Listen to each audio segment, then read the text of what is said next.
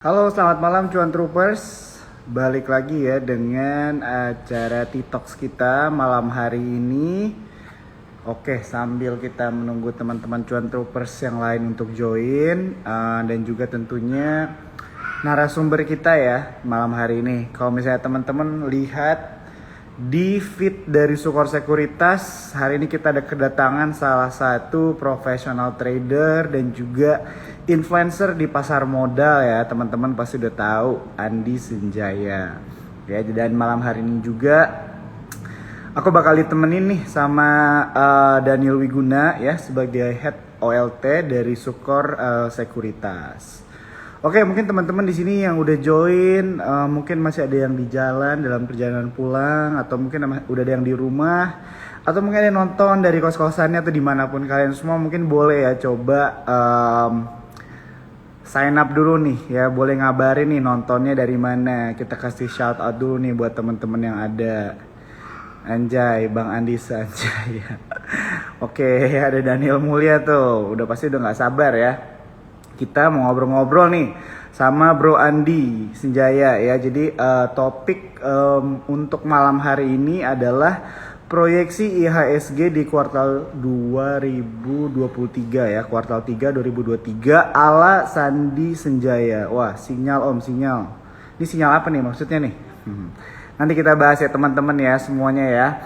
Dan di sini juga aku mau ingetin buat teman-teman yang belum punya akun, bisa buka di eform.sukorsekuritas.com ya teman-teman ya. Di sini mungkin kalau misalnya ada yang mau mulai belajar investasi atau mungkin trading juga, bisa buka akunnya di komen yang udah aku pin ya teman-teman ya. Dan di sini aku juga mau ingetin sekarang di aplikasi Spot, di aplikasi Sukor Sekuritas kalian bisa beli reksadana langsung ya teman-teman ya. Dulu nggak ada nih fitur ini, tapi sekarang kalian udah bisa beli reksadana langsung dari aplikasinya. Buat teman-teman contohnya yang nggak tahu nih mau beli saham apa begitu kan, bisa tuh parkirin dulu dana atau aset kalian yang sudah disisihkan untuk berinvestasi di produk-produk reksadana yang ada di Spot begitu ya teman-teman ya. Nah, di sini kan juga pasti banyak teman-teman yang mau nanya-nanya nih sama Bro Andi Senjaya begitu ya, mungkin tentang saham yang kalian sedang pegang, atau mungkin saham yang kayak ingin beli, atau mungkin dilepas sekalipun bisa ya teman-teman ya. Langsung aja drop di Q&A, atau mungkin ada pertanyaan seputar dengan topik kita membahas tentang proyeksi IHSG di kuartal 2023, boleh juga ya di Q&A atau nggak di comment section. Nanti di penghujung dari IG Live ini kita bakal tanya langsung ya ke Bro Andi nih. Oke? Coba aku panggil dulu ya Daniel sebentar ya teman-teman ya.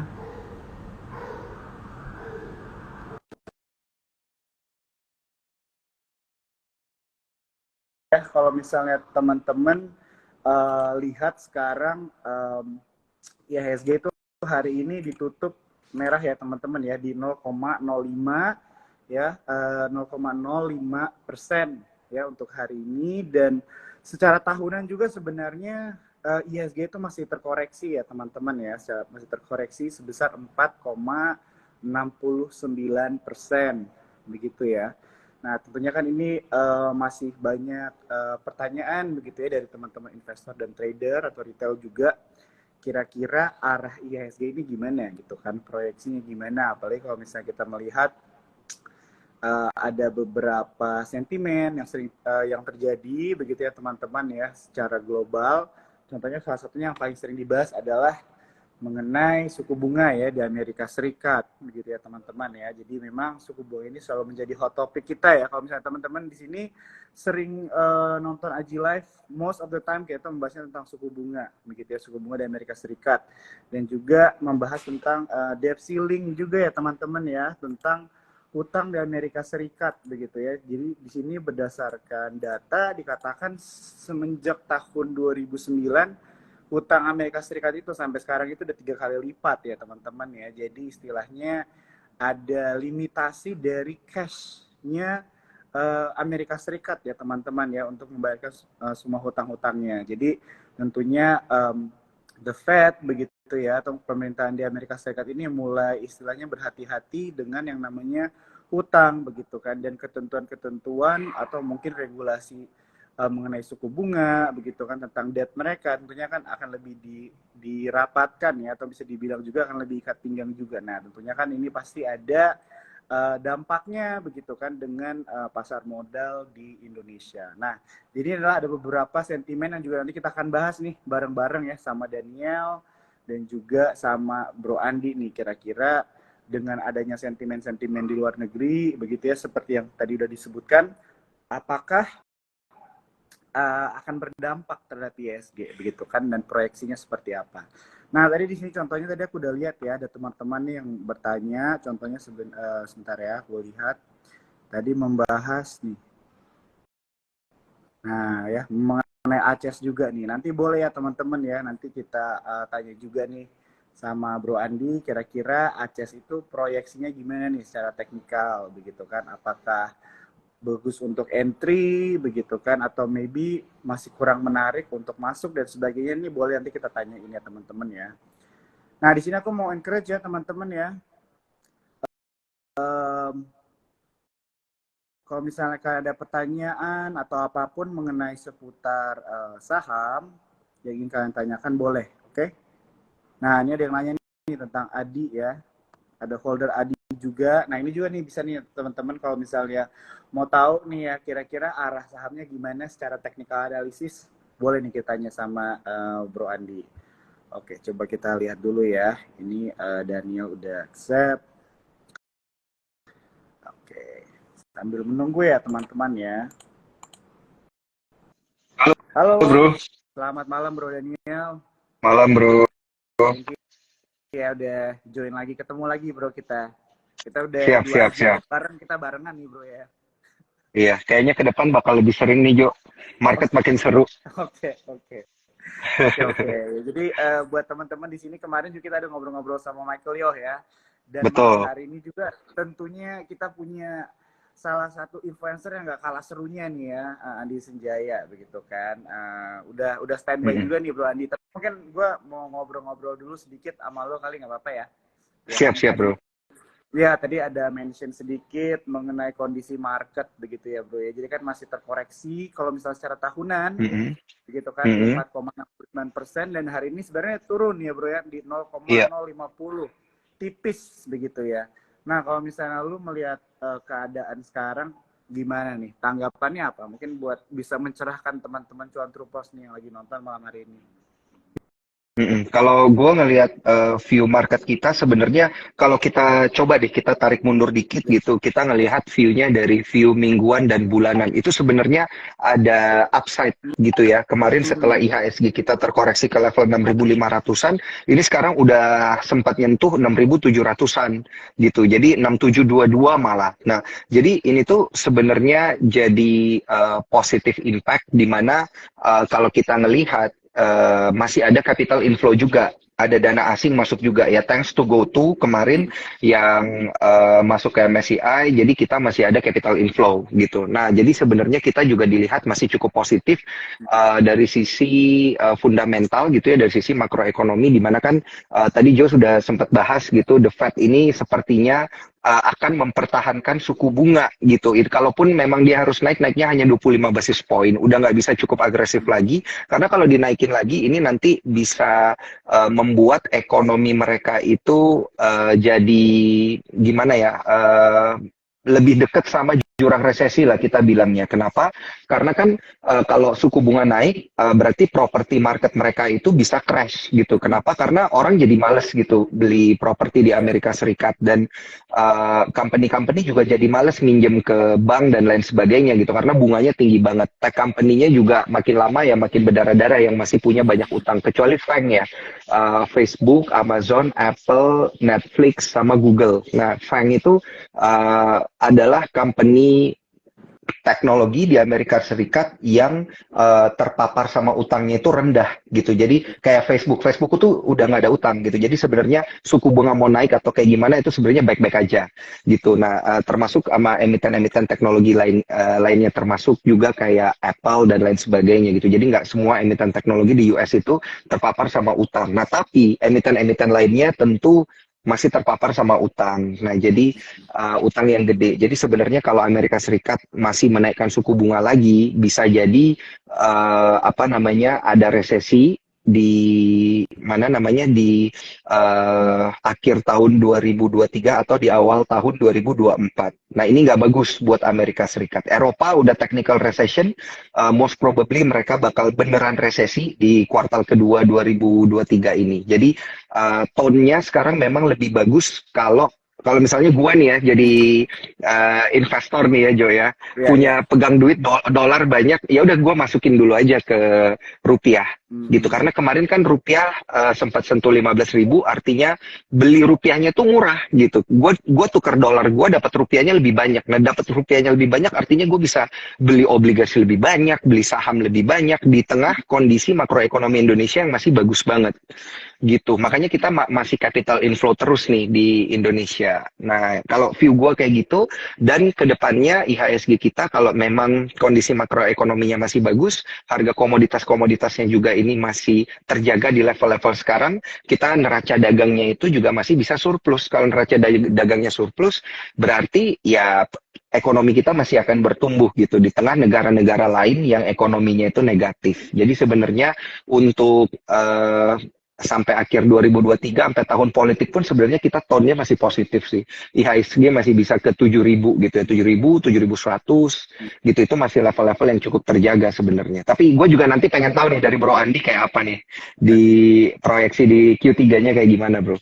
Oke, thank you ya Bro Daniel ya untuk jawabannya ya. Mm-mm. Jadi setuju banget ya teman-teman ya, apalagi mengenai tentang berita yang suku bunga itu proyeksinya akan ditahan begitu ya, apalagi setelah melihat kalau nggak salah di beritanya dikatakan inflasi harusnya udah mulai melandai ya Bro ya di Amerika Serikat, Mm-mm. begitu kan sudah mulai mereda.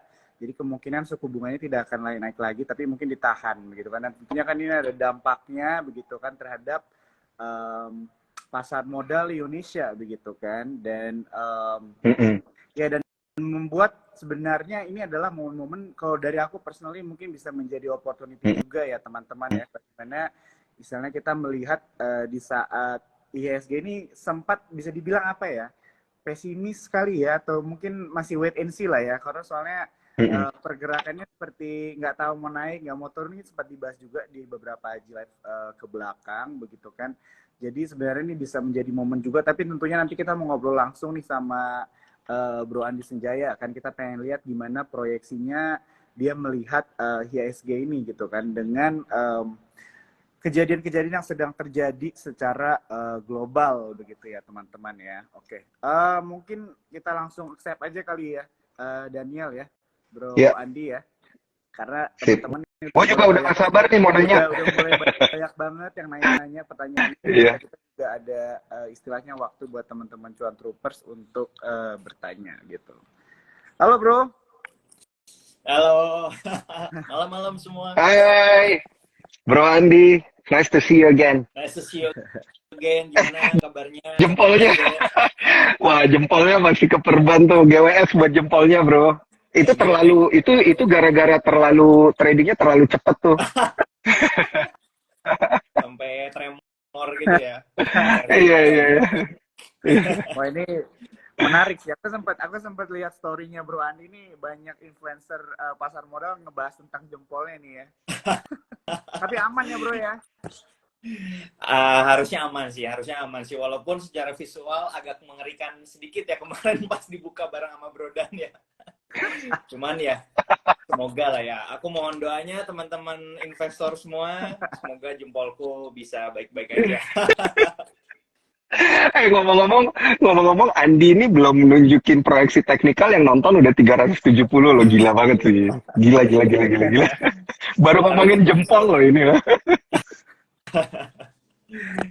Iya. Siap. Suara Oke. aku jelas ya sebelumnya, sorry. Jelas. Jelas ya? Aman. Suara aku juga jelas ya, aman ya. Tadi kayaknya ada yang bilang suaraku kecil gitu. Aman nggak ya? Aman ya Dan ya? Aman. Kalau di aku agak lebih kecil dari Daniel, cuman masih kedengeran gitu. Oke. Coba ya. Ini sebentar. Oke. Gimana ya? Aman ya? Soalnya aku aman kan harusnya. Bisa lah ya kedengeran ya. Aman. Aku teriak agak suaranya lebih keras dikit lah ya. Oke. Jadi Bro Andi, thank you banget nih udah join ya sama kita semua gitu kan. Di sini mungkin kita juga bisa mulai hashtag gitu ya. Cepat sembuh jempol Bro Andi begitu kan di sini. Dan tadi Bro kita juga sempat udah ngebahas sedikit ya sama Daniel tentang kondisi market kita sekarang gitu ya. Jadi kan kalau misalnya kita lihat hari ini memang turun sedikit aja 0,05 begitu kan. Dan tapi kalau secara tahunan tuh masih turun juga tuh 4,69% begitu kan. Nah, kalau mungkin dari lu sendiri aja kira-kira tanggapan lu melihat kondisi market itu sekarang gimana sih gitu. Jadi mungkin bisa di-share nih sama teman-teman semua yang lagi nonton malam hari ini. Oke, kalau misalkan kita refer ke topik buat IG Live ini kan kita mau lihat proyeksi IHSG ini di Q3 seperti apa, which is di 3 bulan berikutnya ya, Juli, Agustus, September, ya kan. Biar lebih, aku kan orangnya pemalu ya, jadi aku kayaknya biasanya langsung liatin chart aja kali ya. Jadi ngobrolnya sama chart aku lebih confidence kali ya. Boleh nggak? Boleh. Boleh ya. Siap. Oke, semoga kelihatan ya. Gila, ini yang gua suka, ini yang gua tunggu-tunggu. Nah, oke teman-teman, ini grafik yang bisa Komennya kalian lihat. Ini matiin dulu aja, Jo. Jadi bisa kelihatan nih. Sorry nih. Harus dimatiin komennya supaya kelihatan nih. Oke, mantap. Aman ya, mantap Ya. ya. Nah, semoga kelihatan jelas. Jadi ini kan time frame weekly-nya daripada IHSG. Tadi seperti yang Daniel bilang juga, kalau kita harus lihat bigger picture-nya juga. Kalau kita sebenarnya ini di IHSG ini secara trennya sebenarnya masih punya penahan di area support atau demand zone di sekitar 6.500. Kemarin ini sempat nyentuh 6.500 seperti yang Daniel bilang.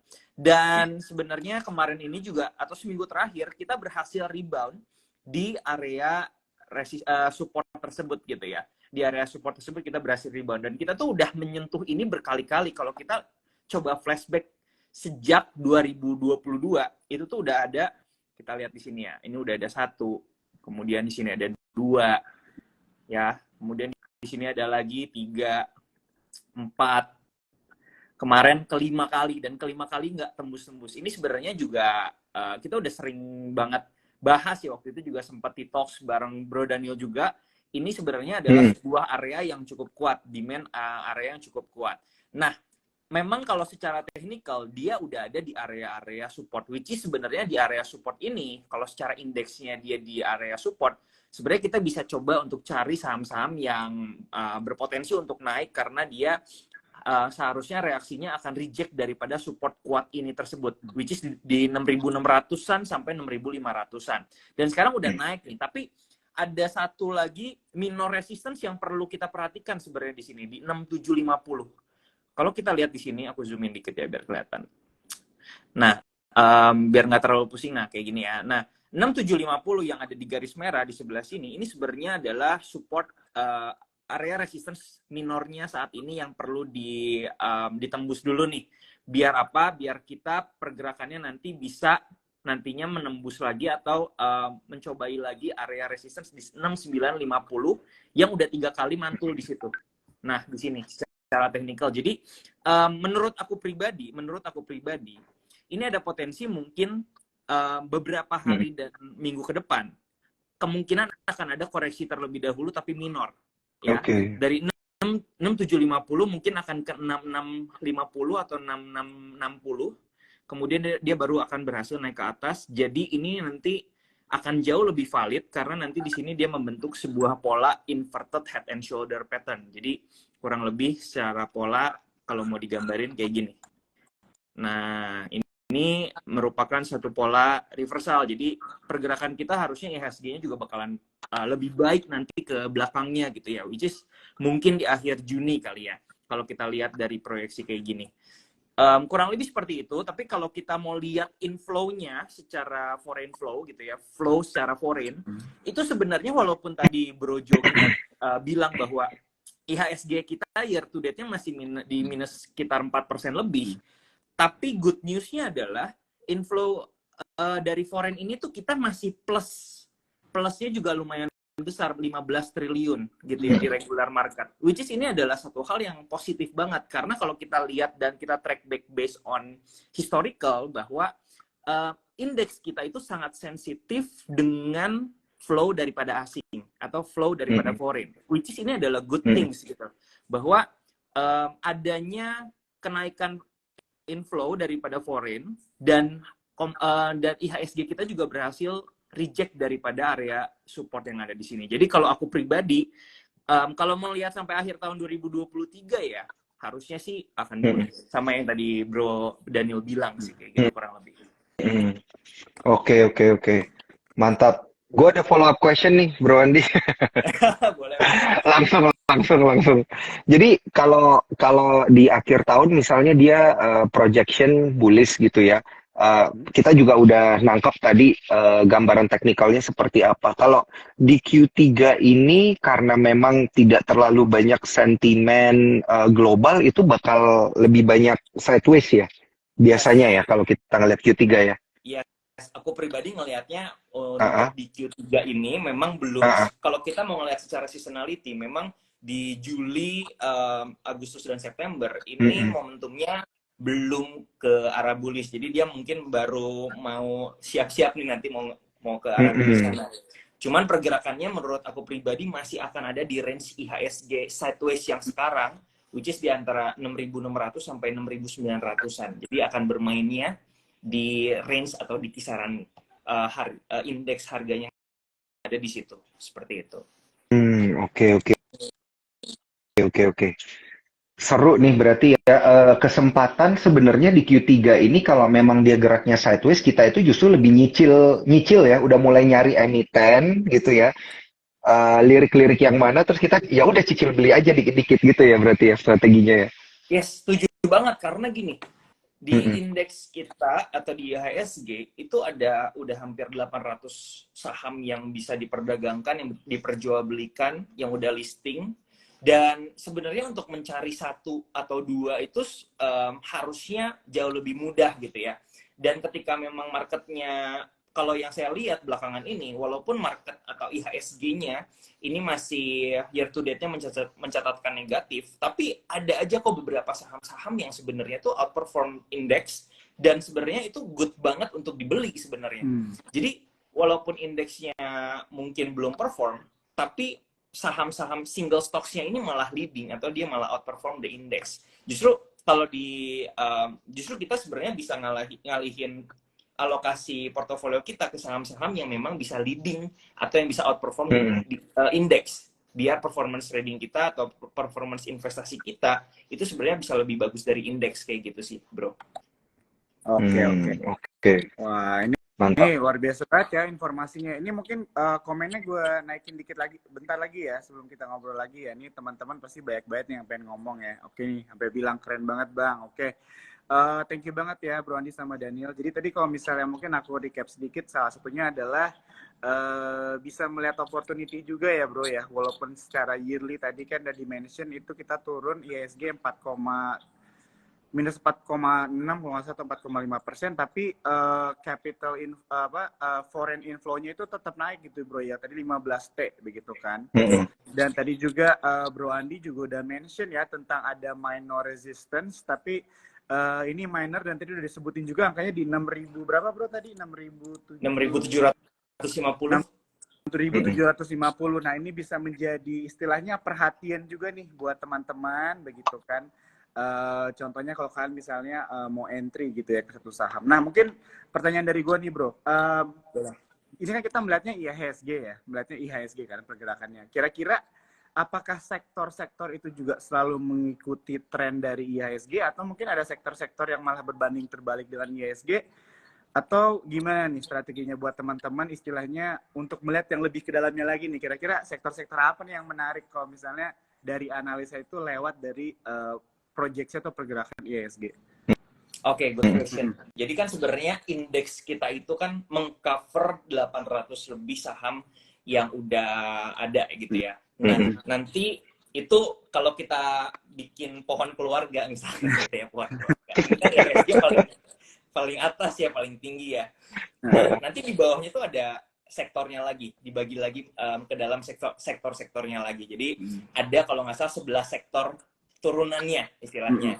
Jadi ada family-familinya nih ya di bawah IHSG. Misalkan ada sektor healthcare, ada transportasi, ada finance, ada consumer cyclical, ada consumer non cyclical gitu ya.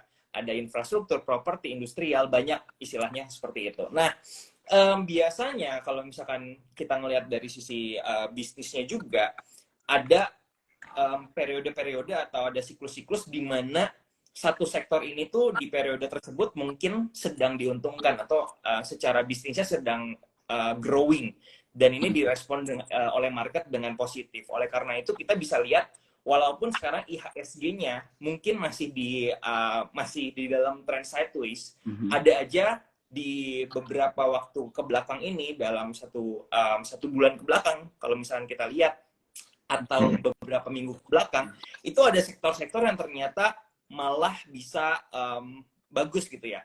Contohnya aja kalau misalkan belakangan ini kan kalau kita lihat infrastruktur kan udah mulai ini ya rebound lagi ya kalau kita lihat. Tapi ada juga sektor di mana energi itu menurut aku pribadi di 2022 udah jenuh banget beli, sehingga udah memang sepantasnya dia akan mengalami koreksi. Jadi yang kita perhatikan sebenarnya daripada kita lihat 800 saham ini, kita cari satu-satu kira-kira yang mana sih yang bisa ngasih kita potensial profit. Kita bisa bedah dulu di setiap sektornya dulu nih, kira-kira sektor mana yang sebenarnya saat ini secara pergerakan sahamnya atau secara family sahamnya itu sedang bergerak ke tren yang lebih positif dalam periode menengah ke depan gitu istilahnya. Jadi kita akan jauh lebih efektif lagi nih mencari potensial sahamnya, itu yang pertama. Yang kedua, nanti kita tinggal nge-screeningnya jauh lebih efektif daripada kita nge-screening 800, kita tinggal screening aja, cari satu saham yang mungkin cocok dengan sistem trading kita atau cocok dengan liquidity-nya, di mana kita bisa trading di sana dan kita bisa pilih yang ininya leading stocks-nya yang mana di setiap sektor tersebut, seperti itu sih. Wah, Ya. ya. Oke. Ya, thank you banget ya, Bro Andi ya. Ini aku suka banget karena aku sebenarnya jujur nih, gue inget dari tahun lalu, Bro, gue pernah waktu itu kalau nggak salah jadi pembicara di Sukor juga, di acara Sukor waktu itu, dan lo ngebahas tentang cara analisa lewat sektor-sektor begitu. Ini ada banget nih. Tadi yang nanya juga nih cara membaca tentang screening dari sektor begitu kan, karena istilahnya kan kita suka sering lihat IHSG, tapi di dalam IHSG itu banyak banget ratusan saham, tapi dikelompokkan dari sektor-sektor begitu kan. Ini bisa istilahnya menjadi salah satu apa ya, cara kita melakukan pemilihan saham lah ya, Bro ya, kurang lebih kayak gitu kan. Betul banget, betul banget. Ya. Oke, tadi kalau nggak salah dengar, dan gue dengernya Bro Andi ini mention sektor infrastruktur ya. Ya udah mulai menarik ya. Iya. Banyak yang sebenarnya kalau ngelihat infrastruktur banyak yang teriak, banyak yang mulai masuk juga banyak. Tapi gue nggak tahu nih view-nya seperti apa. Tapi sebelum kita masuk ke view itu, gue pengen ini dari tadi soalnya gue juga baca komen banyak yang pengen join masuk ke community-nya Bro Andi. Gitu. Gimana nih Bro supaya bisa masuk ke community-nya? Boleh dong di-spill gitu. Sebenarnya kalau misalkan di community yang kita ada di Telegram itu trading saham bareng, di situ udah hampir 100.000 yang join. Jadi boleh feel free untuk join, nanti cek aja di bio aku ya, di situ ada. Boleh. Tapi kalau misalnya nanti mau mau dapat insights lebih tentang analisis seputar saham, kira-kira apa nih yang potensinya menarik dan segala macam, itu kita ada sebenarnya grup khusus gitu ya, namanya Kita Sepaham. Nah di situ sebenarnya teman-teman bisa join juga. Nanti juga ada kolaborasi sama Sukor, di mana nanti kita tradingnya bareng sama Sukor juga, Sukor Sekuritas. Dan di situ kita akan update kira-kira potensial stocks yang bisa kita pantau, dan juga kita coba untuk info di mana kita harus buy on weakness-nya atau buy areanya di mana, kemudian take profit-nya di mana, dan segala macam sih, kayak gitu. Siap. Ini soalnya kalau ada technical analisisnya itu kan ibarat kayak kita jalan udah tahu mapnya itu geraknya gimana gitu kan, arahnya kemana.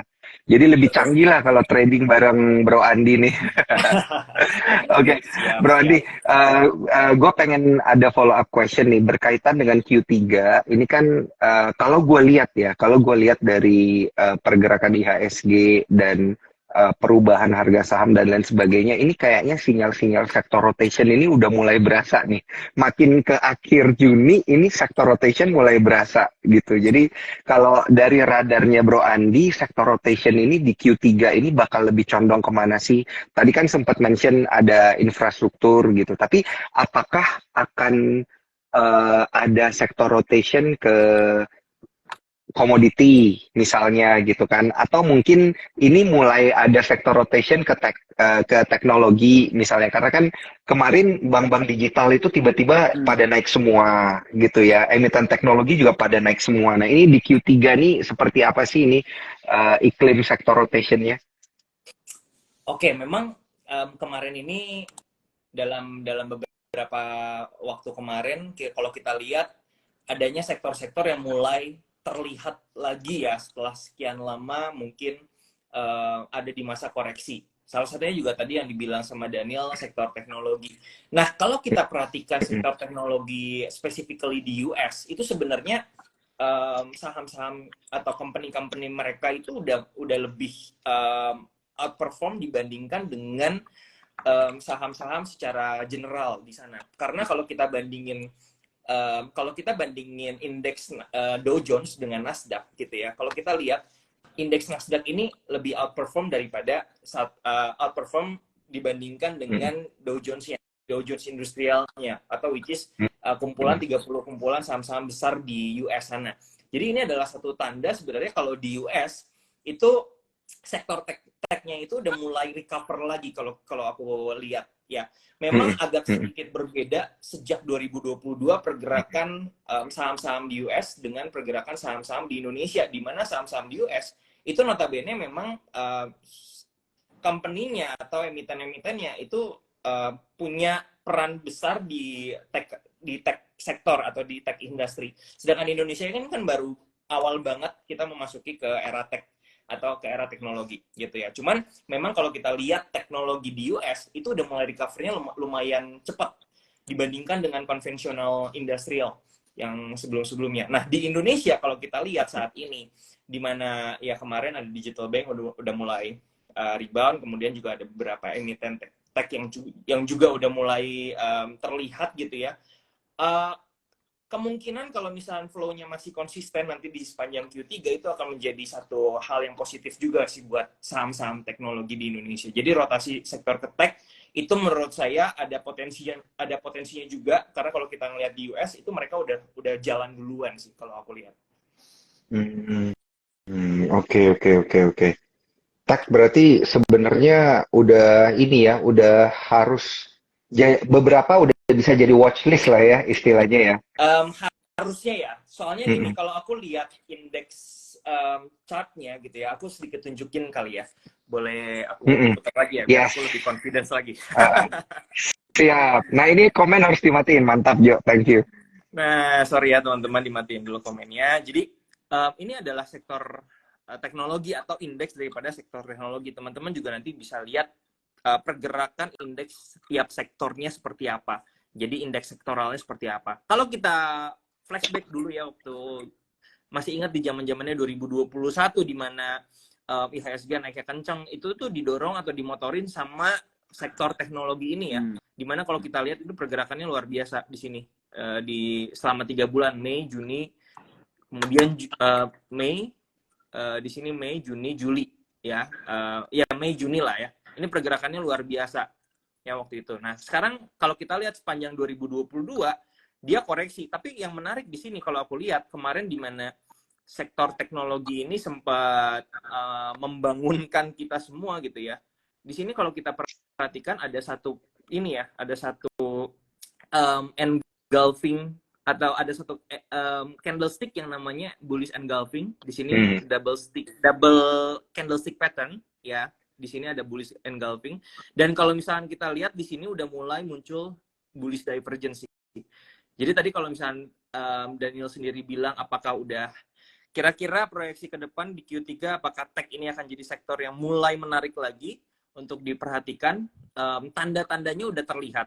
Tinggal konfirmasinya aja dan sahamnya apa yang menjadi PR kita masing-masing nanti untuk menganalisis kira-kira yang mana nih yang bisa kita beli, kemudian bisa dapetin potensial profit yang paling maksimal, kayak gitu sih. Mantap, mantap. Kalau dari Bro Andi sendiri, ngelihat sektor di Q3 yang paling dijagoin ini ada di mana sih sebenarnya, Bro? Ini soalnya pasti ini cuan troopers nih pasti penasaran nih, Bro Andi ini lagi kemana sih sebenarnya view-nya dari sisi teknis? Oke, sebenarnya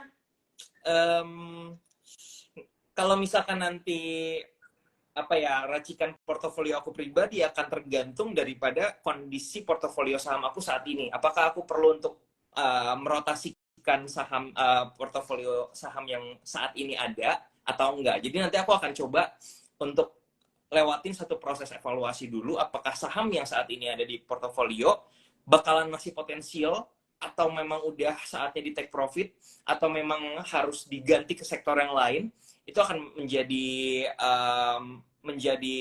PR aku nanti di beberapa waktu ke depan gitu ya.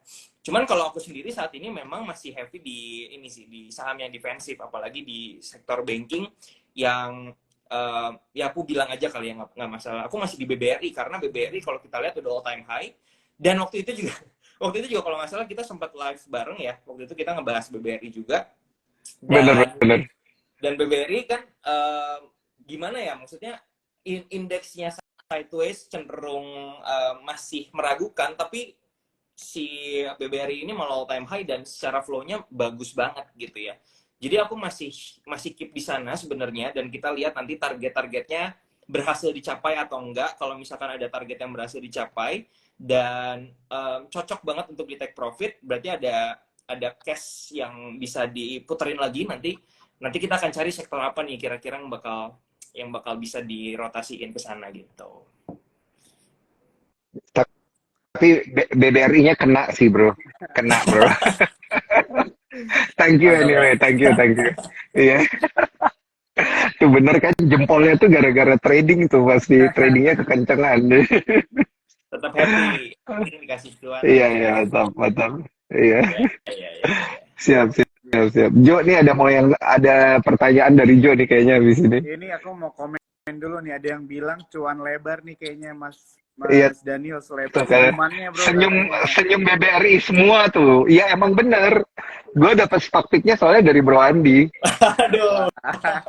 Iya. Jadi gue soalnya tipenya itu tipe yang cari aman kan, jadi carinya blue chip gitu. Tapi biasa bingung gitu blue chip gue mau ngambil yang mana. Nah pas waktu itu Bro Andi bilang BBRI oke, ya udah, gue langsung masuk aja. Siap, mantap. Oke.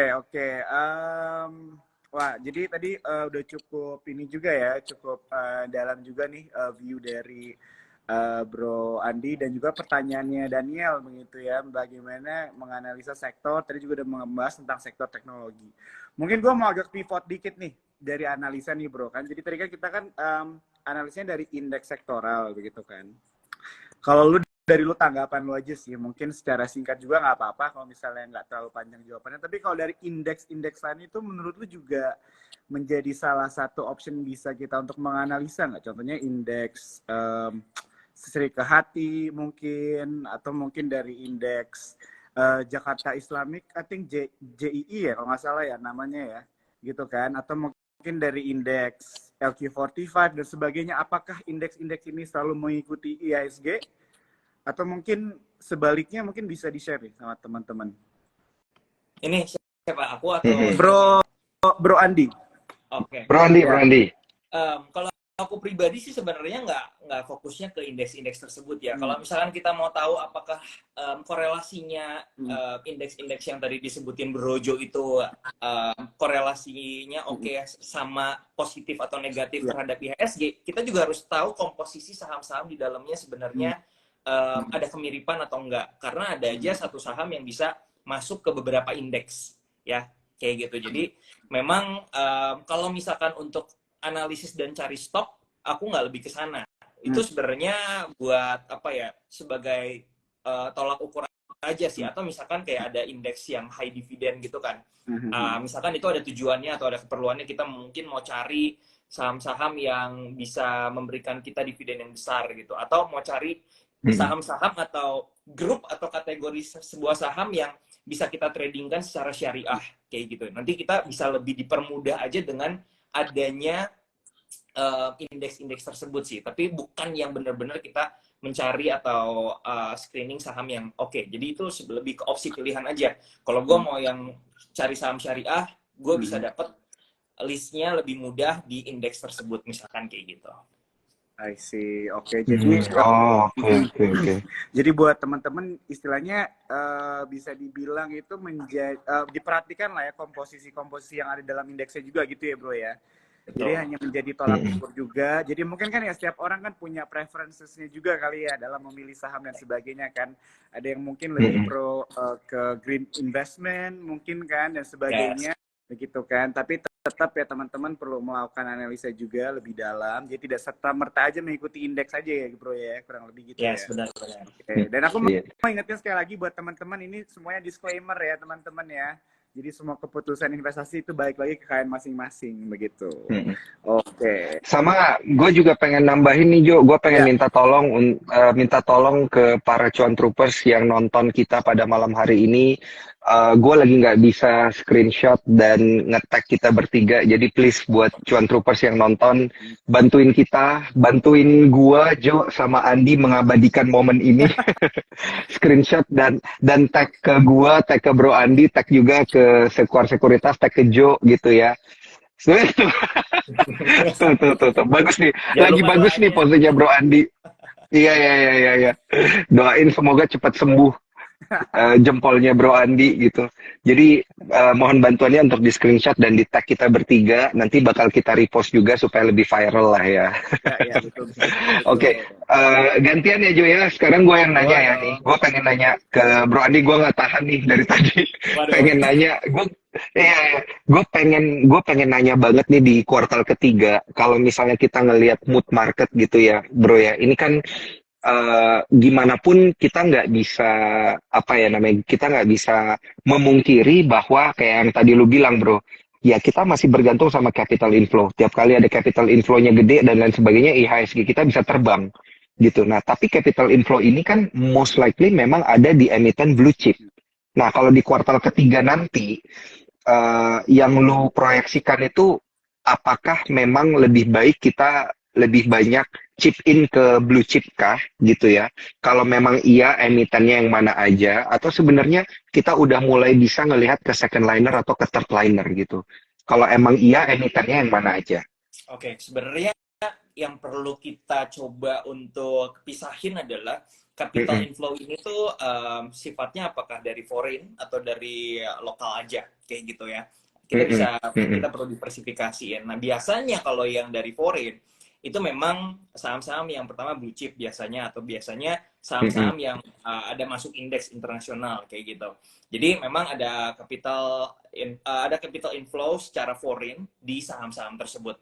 Nah, tapi kalau untuk yang second liner atau yang third liner biasanya nggak secara langsung di inflow dari foreign money gitu ya, money flow dari foreign. Nah, itu kita bisa lihat juga sebenarnya dari market makernya sendiri atau dari ininya sendiri ya, dari uang besarnya sendiri itu yang masuk ke saham-saham tersebut. Setiap sahamnya itu bisa dilihat dan kita coba untuk perhatikan dari kecenderungan volume-volume di beberapa perdagangan hari sebelumnya atau secara rata-rata weekly-nya lah. Kalau misalkan tiba-tiba ada volume yang volume spiking istilahnya ya, volume spiking atau volume yang tiba-tiba secara besar dan nggak seperti biasanya, kemudian masuk ke market dan menimbulkan adanya rejection dari harga gitu ya. Biasanya yang aku lihat indikatornya itu ada dua. Yang pertama itu dari harga, yang kedua itu dari volume. Ini kalau misalkan dua-duanya ini komplement atau saling mengindikasikan hal yang positif, which is secara volume dia harus tinggi, kemudian secara harga dia harus naik. Nah ini biasanya ada something yang baik untuk menggerakkan harga daripada saham tersebut. Nah itu yang bisa diperhatikan juga sebenarnya. Nah kalau dari blue chip kita lebih ngelihat konsistensi foreign flow ini masuk ke saham tersebut. Itu biasanya menjadi satu indikasi yang positif sehingga kita sebagai retail trader ya tinggal follow aja sih ke sana kayak gitu. Jadi kalau misalkan dilihat di Q3 seperti apa, kalau proyeksi saya secara seasonality marketnya baru akan bergerak itu di Q4 ya, di Q4. Jadi secara historical memang di Q4 itu jadi momentum kenaikan harga terutama indeks. Dan sehingga indeks ini kalau misalkan kita lihat dia bergerak, biasanya itu dimotorin sama saham-saham yang cenderung blue chip gitu. Jadi kalau misalkan mau ditanya di Q3 strateginya seperti apa, mungkin blue chip masih bisa dilihat. Karena dia akan impact lebih besar terhadap pergerakan indeksnya sendiri. Ya kan? Tapi sebenarnya kalau kita mau coba untuk lebih rajin lagi gitu ya sebagai trader yang coba untuk mencari second liner stocks gitu ya atau third liner stocks yang masih liquid gitu ya. Nah, itu juga sebenarnya saat ini ada juga saham-saham yang menarik dan bisa kita coba untuk perhatikan juga secara flow-nya, nggak harus foreign flow gitu ya. Tapi flow-nya kalau misalkan dia punya sebuah flow yang cukup besar gitu ya, cukup mayoritas di market ke saham tersebut, di situ berarti ada perdagangan yang cukup signifikan dan cukup rame gitu di situ dan kita bisa participate ke dalam saham tersebut kayak gitu kurang lebih. Oke, berarti lebih lihat ke likuiditas itu ya. Likuiditas ini ada kemana? Most probably ada di blue chip gitu ya. Jadi ini udah clue banget nih buat cuan trumper sebenarnya. Buka aja tuh top 10 apa namanya emiten yang ditransaksikan dari sisi liquidity. Nah itu tuh yang most probably bisa kasih cuan sebenarnya ya. Iya, yang kita bisa lihat nanti di Q3. Mantap, mantap. Thank you, Bro Andi. Sama-sama, thank you juga. Oke, menarik banget kalau yang gue dapat dan dari Bro Andi ini mengenai ini tadi ya, kalau nggak salah ada mention tentang volume price analysis ya. Jadi untuk melihat suatu saham itu trennya bisa bearish atau bullish itu dari harga dan dari ini ya, dari volume ya Bro ya. Itu juga bisa menjadi salah satu ini juga ya, cara analisa teknikal begitu ya. Yes, betul banget. Ya, jadi contohnya kayak kalau harganya naik, terus volumenya naik, trennya potentially bullish gitu ya Bro ya, bener nggak sih? Yes, jadi memang harga naik itu tuh bisa jadi suatu kenaikan yang fake kalau misalkan tidak dikonfirmasi dengan volume. Jadi kadang-kadang volume itu tuh kita bilangnya atau sebutnya sebagai indikator konfirmator gitu. Jadi dia tugasnya mengkonfirmasi ini harganya ketika dia naik yang bertransaksi banyak nggak gitu. Kalau yang bertransaksinya ternyata dikit secara volume, ya nggak bisa kita ini jadikan acuan kalau misalkan dia harganya siap naik. Tapi kalau misalkan ada banyak uang yang masuk ke dalam situ dalam jumlah yang besar dan membuat harganya bergerak dan naik, artinya ada satu buying power yang besar gitu di situ. Jadi bukan cuma harganya doang yang naik, tapi buying powernya secara psikologinya memang mau masuk ini uang kayak gitu kurang lebih. Ya. Wah, ini ilmu ya buat teman-teman cuan troopers ya. Jadi memang aku suka banget nih kalau belajar kayak gini ya, analisis teknikal dari Bro Andi karena bahasanya gampang banget untuk dimengerti ya buat teman-teman semua. Oke, Bro Daniel dan Bro Andi, kita ternyata ini udah mendekati ke penghujung dan cepat banget ya waktu ya kayaknya berlalu ya, dan kita belum jawab pertanyaan teman-teman cuan troopers udah banyak banget Bro. Jadi nggak apa-apa nih ya, kita coba ke Q&A section aja ya Bro ya, Andi ya. Boleh. Ya, dan di sini kita mungkin coba jawabin pertanyaan dari teman-teman yang nonton ya Dan ya. Oke, ada yang nanya nih buat Bro Andi, nanya tentang Crush. Nah, Jadi Kas Krakatau katanya Steel. mohon dibahas dong katanya karena sudah berlarut-larut dibanting terus. Wah itu Oke. gimana bro? Kalau misalnya sekarang ini aku coba turn off commenting kali ya. Kayaknya ini feeling mau dibalikin nih kameranya nih. Tahu aja lu, Jun. Oke. Ya. Ini aku setting dulu ya. Harusnya udah kelihatan. Ya. Oke, ini Krakatau Steel ya yang tadi di request. Aku pribadi ngelihat memang ini ini chart weekly ya, weekly time frame ya teman-teman ya. Jadi kalau kita perhatikan memang secara weekly, ini aku nggak tahu dari tahun berapa, 2021 Januari ya, ada di peak yang ada di sini.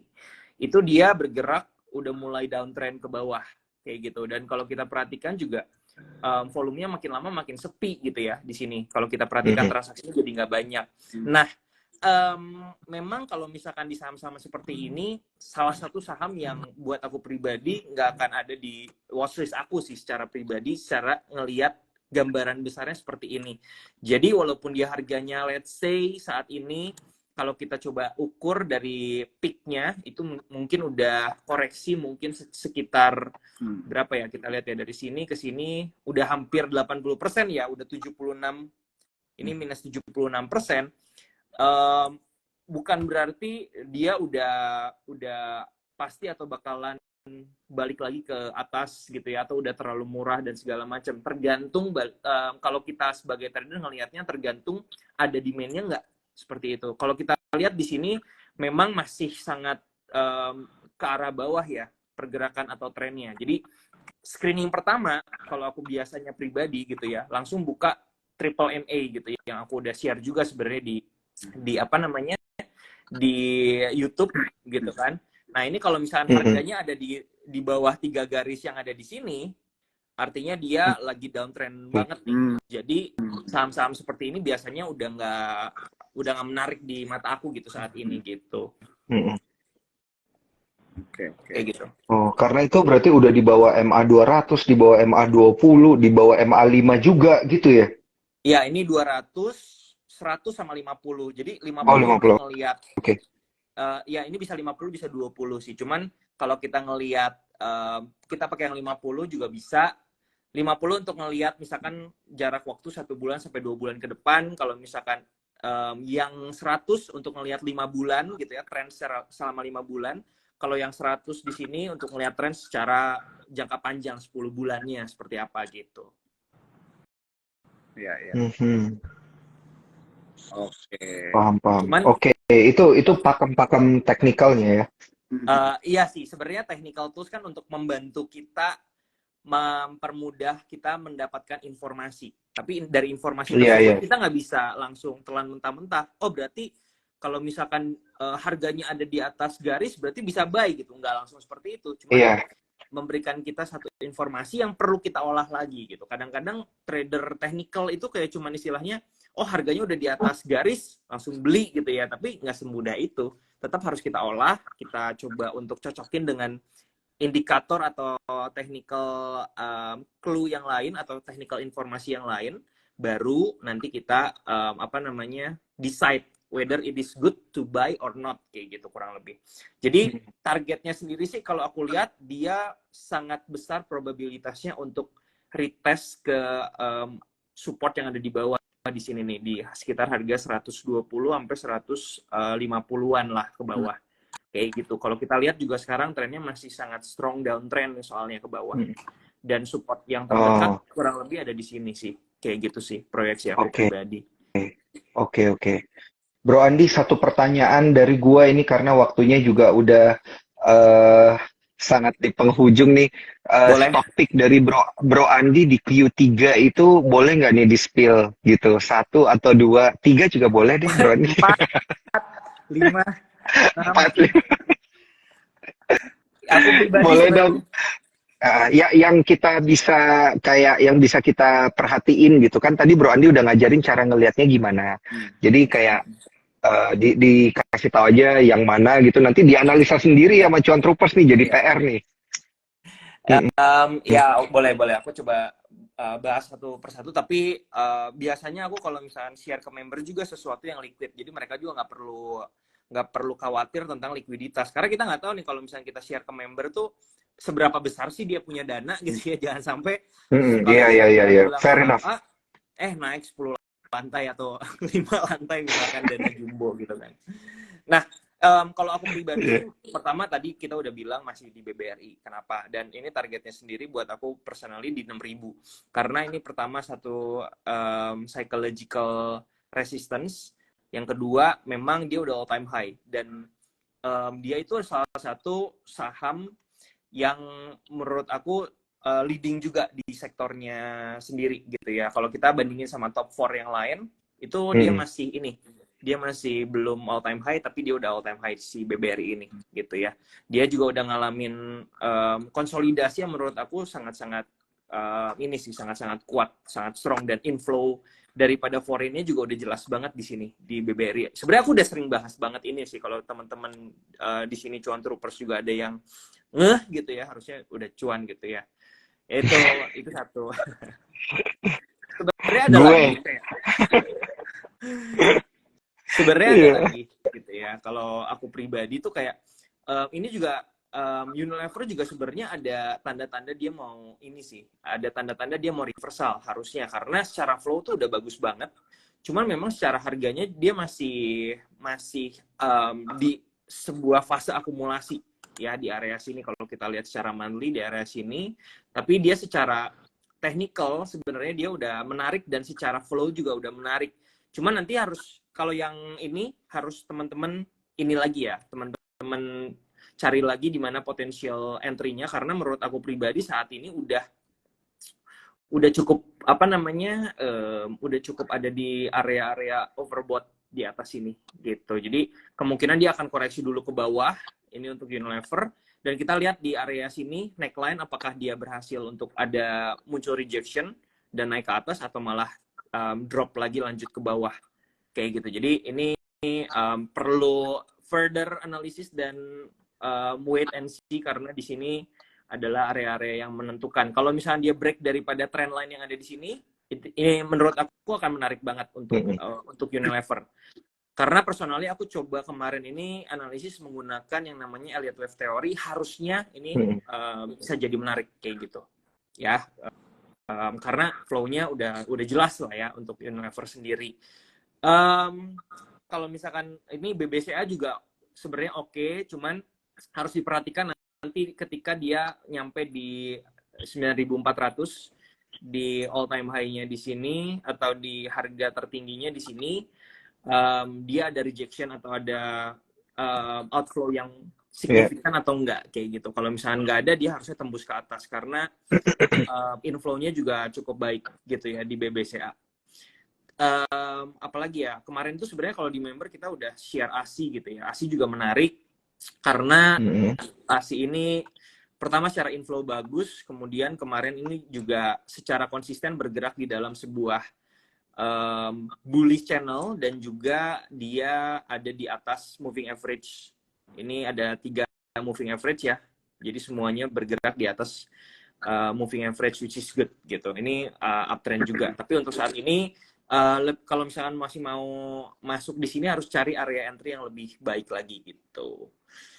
Kalau sisanya mungkin infrastruktur nanti bisa coba di apa ya istilahnya, kayak misalkan saham ada 2 sektor gitu ya yang saat ini juga bisa dipertimbangkan untuk short term trade kayak gitu. Misalkan infrastruktur kayak ADI di sini juga menarik. Harga yang menarik buat aku pribadi kalau misalkan dia ada retest dulu nih ke area harga ya 410 gitu ya, sekitar 410. Ini bisa menjadi menarik. Kemudian ada juga di properti ada BSDE juga. Di sini juga kalau kita lihat secara moving average ini juga udah di atas 3 moving average di sini, which is a strong bullish gitu ya. Nah di sini kemarin sempat koreksi. Di sini kita tinggal lihat dia ada potensi membuat descending broadening wedge seperti ini. Jadi seharusnya dia akan koreksi dulu kurang lebih ke sini, atau maksimalnya dia akan membuat inverted head and shoulder lah kurang lebih ya di sini. Jadi kurang lebih kayak gini. Nah ini kalau misalkan nanti dia breakout lagi ya ini bakalan lanjut gitu naik ke atas. kurang lebih kayak gitu sih ya, mungkin Ya. sektor-sektor yang bisa dilihat dan saham-saham yang bisa dipertimbangkan. Mantap. Oke. Ini enak banget nih ya buat teman-teman Cuan Troopers, sudah dapat banyak banget bocoran dari Bro Andi dan Bro Daniel juga. Thank you banget buat insight-nya. Ini udah pas banget kita waktunya. Mau ingetin buat teman-teman Cuan Troopers yang ketinggalan nonton IG Live ini, ada di feed Super Sekuritas ya. Jadi kalian bisa nonton dari awal lagi.